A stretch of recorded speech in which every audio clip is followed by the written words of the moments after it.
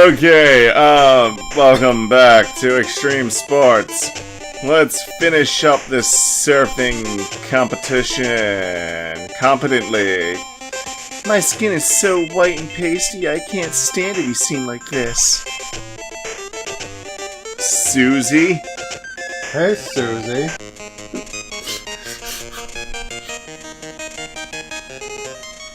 All I need is time. That's another thing. It's like, I feel like I can take hits and everything constantly during the surfing games and still, like, get all the time I need. Huh. Oh, you had something you wanted to talk about. Oh, yeah. And... Oh, yeah, that's right. I wanted to talk about, Akihabara, where I got my Frankie model. I already talked about that in another video, but, in case you haven't seen that video... That place is great for, they got lots of arcades. One arcade I went to was, the Sega arcade, which, honestly, it's not that great unless you like Gundam. Because there's like a lot of fucking Gundam games in that arcade. But if you go to the basement level, you can actually find Pokken Tournament, which had new characters, new Pokemon to play as, which won't be released in a new game until September. So I got to try out Caesar, and he's freaking awesome! Oh my gosh, plays exactly like I'd want him to play. Or her, it doesn't really matter. Depends on the abdomen size. And so yeah, they had some really cool arcades. They have Not only did I lose, I got a bad sunburn. Got a medal. So they also had an arcade with a Star Wars game in it. And But I keep losing things. well, first of all, I played a couple Mario Kart arcade games. Cynthia. And the first Mario Kart game I played was an older one, but you could like choose just about any difficulty. I just accidentally chose 100cc, and I kicked ass as Pac-Man. The only time you could play as Pac-Man in Mario Kart is in the arcade. And then I played like the sequel that Namco made, and I also played as Pac-Man. You could play as Mrs. Pac-Man now. Oh. And Damn turtle. I don't like... Okay, here's the thing about Japanese arcade games. You can actually save your data with special cards you get. I of course didn't bother with it because I don't live in fucking Japan. But the only time I've heard of a arcade game letting you save data is the F-Zero arcade game where you can put a GameCube memory card in it, and that's one way you can unlock special arcade characters in the GameCube GX version. But you actually have to get a special smart card that like it'll save your Pokemon for Pokken, and it'll also save your cart and your progress in the newest Mario Kart game. But the problem is, and I really hate this, they don't let you choose 150cc unless you've made progress. And that is bullshit, because every Mario Kart game pretty much lets you choose what difficulty you want. I mean, I haven't really played every Mario Kart game, but... I lost my medals as well. But, as far as I can tell, most Mario Kart games will let you play on any difficulty from the beginning. Like, so I worst surfer on this whole island. So I didn't like that, because I need to play on 150cc at the lowest, because I'm so used to 200cc now. So when I was playing it in the arcade, I hated the fact that I was limited to 100cc or less. You're like, oh, it's so slow. It's really, really slow. I mean... I'll be honest, there was a time when I didn't know what the different CCs meant. Same here. But... turtle. But, so yeah, it's fun. They help you out a little bit more on the power-ups. Or the items, rather. Because most of them feel like they're more guided than I mean, usually in the Mario Kart games, you got the red shell, blue shell, and stuff like that is about it. 1 shell, 2 shell, red shell, blue shell. Death on Sith Wings comes for you, shell. But most of the items feel like they're guided in that game, which is interesting. And they actually give you like a little cursor that goes on top of your opponent, so you can kind of tell where it's going. So yeah, also I like that the steering wheel has like a big item button that you press to use your item.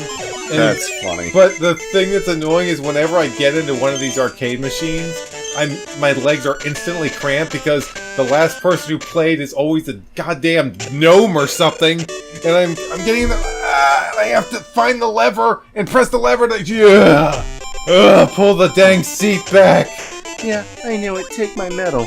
Thanks, gnome people. Thanks, fucking tiny ass people. Probably children. Probably. Also, I think on average, the average Japanese person tends to be smaller than the average American. I'm saying the average here, people. I'm not racist. Last I checked. Yeah. Right now, I'm just a goon, but someday I'll be a full-fledged bonehead. So, but yeah, so they had a lot of cool arcades. And they had a Star Wars game that was pretty neat because, like, you were in like this orb thing. Whoops! And your screen was curved, so it allowed you to become much more immersed. And it was super realistic, really cool Star Wars game. I think it was called the Battle Sphere. I can't remember, but it was a pretty cool Star Wars game. And they had Endor and Hoth and, you know, all the usual hangout spots for Han and Luke. I don't like that, all the usual I think hangouts. They even had a level from Force Awakens. The level where, you know, where the Resistance first show up in the movie. They're, like, flying in. Oh, okay. Yeah, I think they had that level. I don't know what city that was. There was a really cool pirate game, too, and I've seen this in Ocean City, but I never tried it before. And it's actually 3-player. You got 2 guys with guns, and 1 guy who actually has a steering wheel to turn the ships you get into, so that was pretty cool.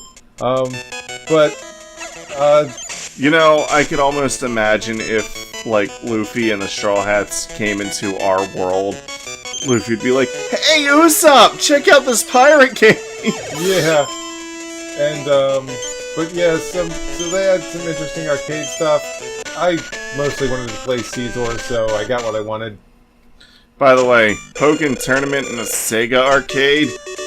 Yeah, it makes more sense than it should. There wasn't even a Nintendo. I don't know if Nintendo owns any arcades, to be honest. I've done research. Still a lonely goon. I've done research into this, and I have not really found any Nintendo arcades.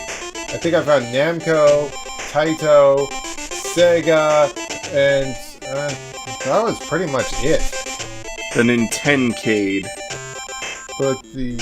So, Guppy, you're snooping around as usual, I see.